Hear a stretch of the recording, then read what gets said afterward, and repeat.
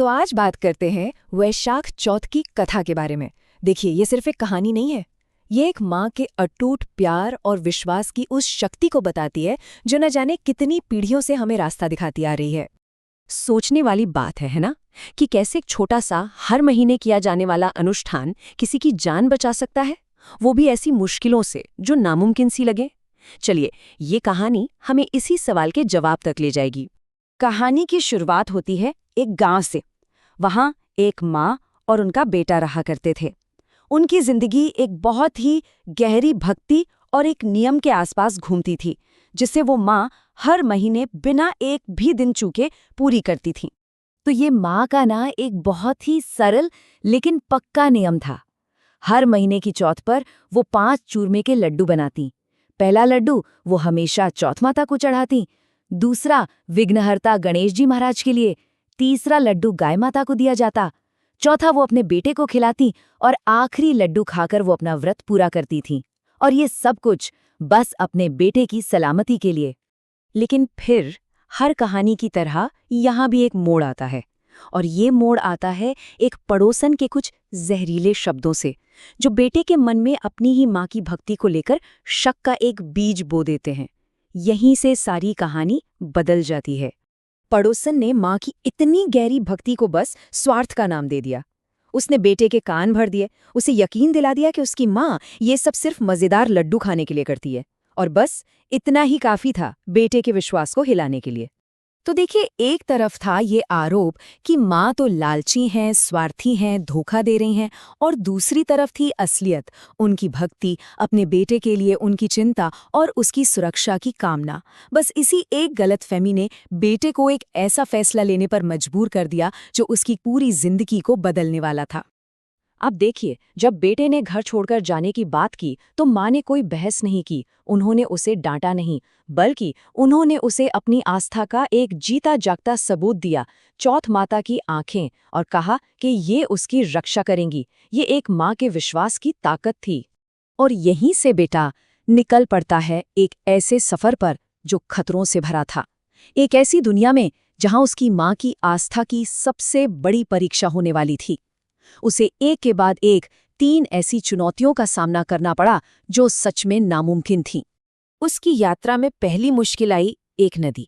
लेकिन ये कोई आम नदी नहीं थी, ये तो खून से भरी हुई थी, जिसे पार करना किसी के बस की बात नहीं थी। और ठीक उसी पल उसे पहली बार अपनी माँ की कही बात याद आई। उस मुश्किल घड़ी में उसका जो शक था वो धीरे धीरे यकीन में बदलने लगा। उसने अपनी माँ की दी हुई चौथ माता की आंखों को हाथ में लिया और प्रार्थना की। ये पहला पल था जब वो अपनी माँ के विश्वास की ओर लौट रहा था। और क्या हुआ? प्रार्थना सुन ली गई। वो खून की नदी दूध और पानी में बदल गई, और बेटे ने उसे आसानी से पार कर लिया। विश्वास की पहली परीक्षा पास हो गई थी। लेकिन मुश्किलें अभी खत्म नहीं हुई थीं। आगे एक घना जंगल था, और वहां उसका सामना हुआ एक खूंखार शेर से, जो उस पर हमला करने ही वाला था। एक और जानलेवा चुनौती। एक बार फिर डरने की बजाय उसे अपनी माँ की बात याद आई। उसे याद आया वो रक्षा कवच जो माँ ने उसे दिया था। उसने चौथ माता को याद किया और उनकी एक आंख शेर की तरफ फेंक दी। और विश्वास ने फिर से काम किया। वो शेर, वो भी शांत होकर पीछे हट गया। रास्ता फिर से साफ हो गया। ये एक और सबूत था कि कोई दिव्य शक्ति उसकी रक्षा कर रही थी। अब आती है आखिरी और सबसे खतरनाक परीक्षा। बेटा एक ऐसे शहर में पहुंचता है जहां एक अजीब, और कह सकते हैं कि एक बहुत ही क्रूर प्रथा थी। वहां राजा के मिट्टी के बर्तन पकाने के लिए भट्टी में हर रोज एक इंसान की बलि दी जाती थी। और यहाँ बेटे ने कुछ ऐसा किया जिससे पता चलता है कि वो कितना बदल चुका था। उसने एक बूढ़ी माँ के इकलौते बेटे की जगह खुद की जान दांव पर लगा दी। मौत को सामने देखकर उसने अपनी माँ के विश्वास पर अपना सब कुछ लगा दिया, और चौथ माता की वो आखिरी आंख लेकर भट्टी में बैठ गया। चलिए, यहाँ 1 मिनट रुकते हैं।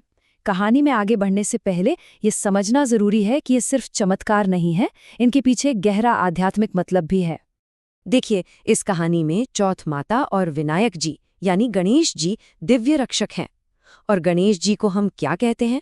विघ्नहर्ता, यानी सारी बाधाओं को, सारे विघ्नों को हरने वाले।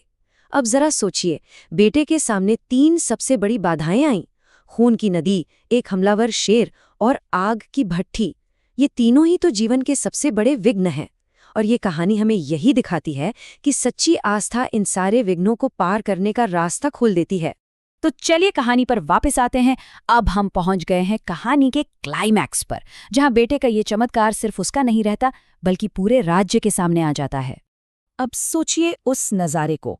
अगले दिन जब लोगों ने वो भट्टी खोली तो वो राख देखने की उम्मीद कर रहे थे, पर अंदर से एक आवाज आई, अरे जरा संभल कर, मैं अंदर हूं। राजा समेत सब लोग हैरान रह गए। और जब बेटा सही सलामत बाहर निकला तो उसने साफ साफ बताया कि वो कैसे बचा। उसने इसका पूरा श्रेय अपनी माँ के उस व्रत को दिया। राजा को बताया कि ये उसकी माँ की अटूट आस्था और चौथ माता के आशीर्वाद का ही फल है कि वो आज जिंदा है। राजा ये चमत्कार देखकर इतना प्रभावित हुआ कि उसने एक शाही फरमान जारी कर दिया। एक परिवार की जो परंपरा थी वो अब पूरे नगर का नियम बन गई। उन्होंने ऐलान किया कि शहर की हर पत्नी, हर माँ, हर बेटी अपने परिवार की सलामती के लिए ये व्रत रखेगी। तो सवाल ये है कि इस पुरानी कहानी का आज के ज़माने में क्या मतलब है?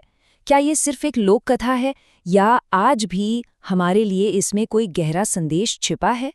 तो आखिरकार ये कहानी हमें सिखाती क्या है? पहली बात कि विश्वास सिर्फ एक भावना नहीं, एक सुरक्षा कवच की तरह है। ये हमें याद दिलाती है कि माँ के प्यार और भक्ति में कितनी ताकत होती है। और सबसे ज़रूरी बात, ये उस सफ़र को दिखाती है जहाँ शक मुश्किलों का सामना करके एक अटूट विश्वास में बदल जाता है। और अंत में ये कहानी हमें एक बहुत ही ज़रूरी सवाल पर लाकर छोड़ देती है।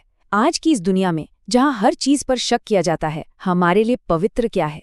हमारी अपनी चौथ माता की आंखें क्या हैं?